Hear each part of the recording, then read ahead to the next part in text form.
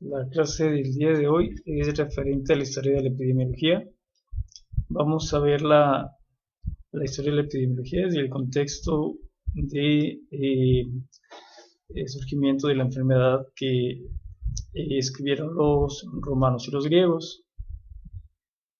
Cabe señalar que en el año 400 a.C. Hipócrates empezó a realizar una documentación de cómo parecía la distribución de las enfermedades según las diferentes características o variables epidemiológicas como las conocemos ahora, pero anteriormente eran características causales. Entre ellas era la estación del año, que era la edad de los enfermos, cómo podía incidir una enfermedad de diferente causa y diferente forma en base a la edad de los individuos y los hábitos que tenían o que surgían en la población. De igual forma se empezó a denotar lo que eran los hábitos que existían de uno u otro individuo. Este término de epidemiología se acuñó por la raíz grecolatina que significa la entrada o visita de la enfermedad en una comunidad, que es epidemión. El objetivo de la epidemiología fue eh, conocer las causas y la distribución de la enfermedad en una población. La causa era asociar cuál era la principal interacción que existía entre el medio ambiente o las causales ambientales para que apareciera la enfermedad, y esa distribución era asociada a la característica poblacional. Por ejemplo, un individuo que era un trabajador, trabajaba con partículas o que trabajaba con leña, o, tenían diferente distribución y diferentes enfermedades. Entonces se empezó a notar que las causas eran derivadas de actividades también antropogénicas. Y esto sirvió como una forma para crear los programas de salud pública que ahora conocemos y las medidas de evaluación de control para disminuir la actividad o la aparición de la enfermedad. A finales del siglo XVIII se comienza a reconocer que las causas de la enfermedad en las comunidades eran dadas, como lo dije anteriormente, por diferentes causas.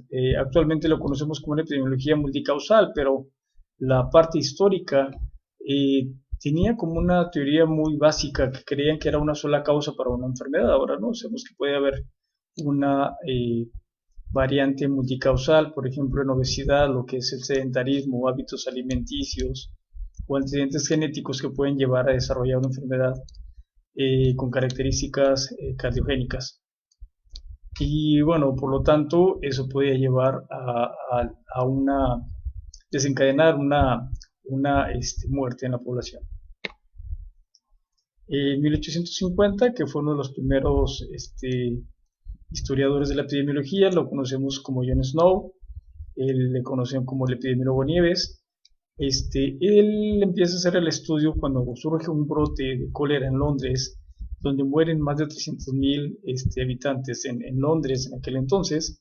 Él se basa en la observación de la aparición de la enfermedad y cómo que en los lugares más pobres, donde había menos condiciones sanitarias, estaba asociado la mayor frecuencia de la enfermedad debido a la deficiencia de programas o medidas sanitarias en la población, y donde surgía o estaba la gente más, con más dinero, que era de otro nivel social, que tenían esas fuentes de sanamiento, era menos la frecuencia de la enfermedad.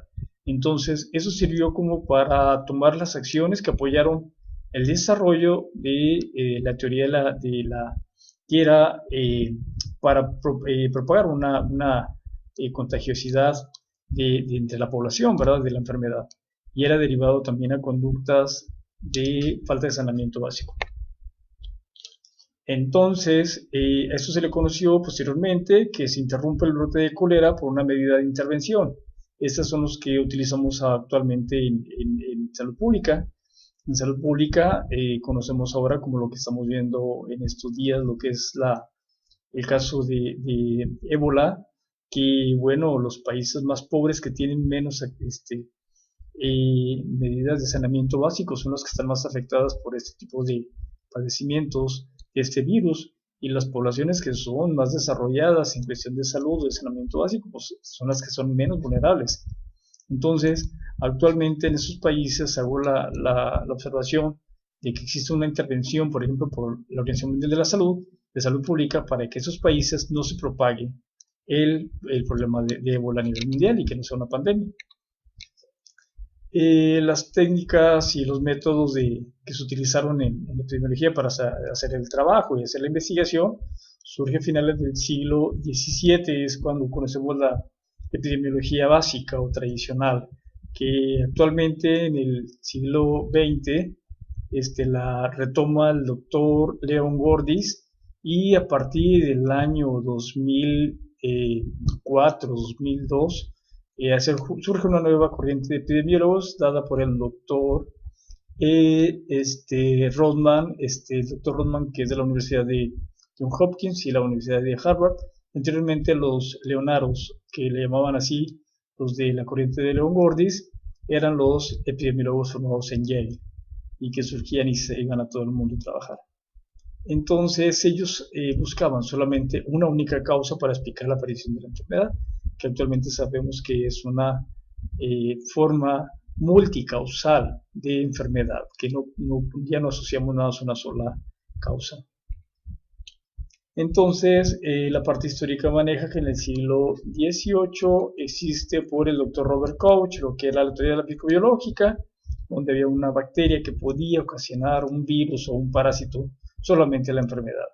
Después sugiere lo que es por el doctor Funk, que habla de la deficiencia de micronutrientes como causa de enfermedad, pero esto era solamente una sola causa. Por ejemplo, lo que sucedía con los marinos que eran migrantes, había una deficiencia de vitamina C y provocaba escorbuto.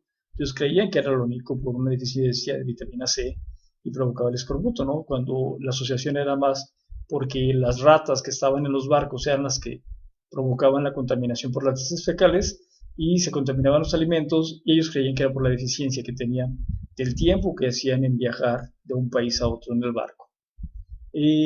Posteriormente, entonces, bueno, ellos ofrecían solamente un modelo, lo que le llamamos de un modelo unicausal de patologías predominantes.